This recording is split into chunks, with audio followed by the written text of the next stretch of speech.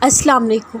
جو موتی آنکھوں سے زاروں کی تار گرائے جا رہے ہو، کچھ تو وجہ ہے جو رب کو منائے جا رہے ہو۔ تمہاری کہانیاں منزل کو پانے کی منتظر ہیں، کوئی تو یقین کی مالا ہے تمہارے پاس جو کن سے فیکون تک کا سفر طے کیے جا رہے ہو۔ تہجد کے وقت خدا پہلے آسمان پر آ کے پکارتا ہے، کوئی ہے مانگنے والا، کوئی تو امکان ہے قبولیت کا، جو اس پہر تم سجدے پہ سجدے کیے جا رہے ہو۔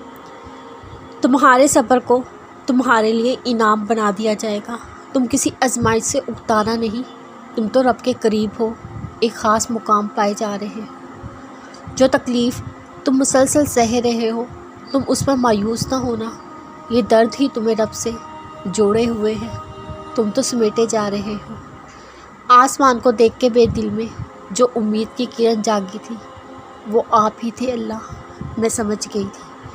جو صبر کی راہوں کے مسافر ہوتے ہیں، اللہ خود ان راہوں میں ان کا ساتھی بنتے ہیں، کیونکہ اللہ نے قرآن میں خود فرمایا ہے، میں صبر کرنے والوں کا ساتھ ضرور دیتا ہوں، میں صبر کرنے والوں سے محبت کرتا ہوں۔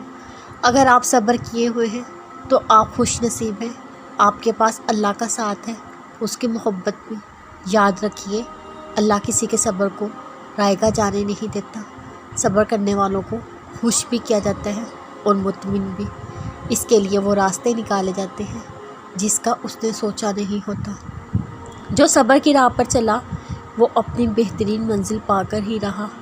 آنسو ہو یا تڑپنا، کچھ بھی ضائع نہ گیا۔ صبر کرنے والا اپنا انعام پا کر ہی رہا۔ سجدہ زمین پر کرو، اوپر والا آسمان پہ مہربان ہو جاتا ہے، پھر فرش سے عرش تک دل کی پکار سن کر رحمت برسا دی جاتی ہے۔ جس نے سجدے کی لذت جان لی، اس نے پا لیا رب کو، پھر حسرتیں مر جائیں گی، بس زندہ رہے گی رب کی رضا۔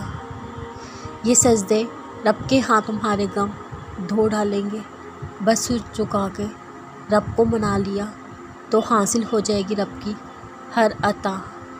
اللہ پاک بہت جلد آپ کی دعاؤں کو بھی کن فیکون سے گزار کے ایسا معجزہ کریں گے، آپ کی مانگی دعائیں قبولیت کی منزل کو پا لیں گی۔ ہو سکتا ہے آغاز میں کچھ چیزیں مشکل ہوں، اختتام آپ کی مرضی کا ہونا ہو، تو خود کو مایوسیوں میں دھکیلنے کے بجائے اللہ پر یقین کا راستہ اختیار کریں اور جان لیں اللہ کے فیصلے آپ کے لیے کبھی غلط ثابت نہیں ہو سکتے۔ اللہ تمہاری دعا ضرور قبول کرے گا، انشاءاللہ۔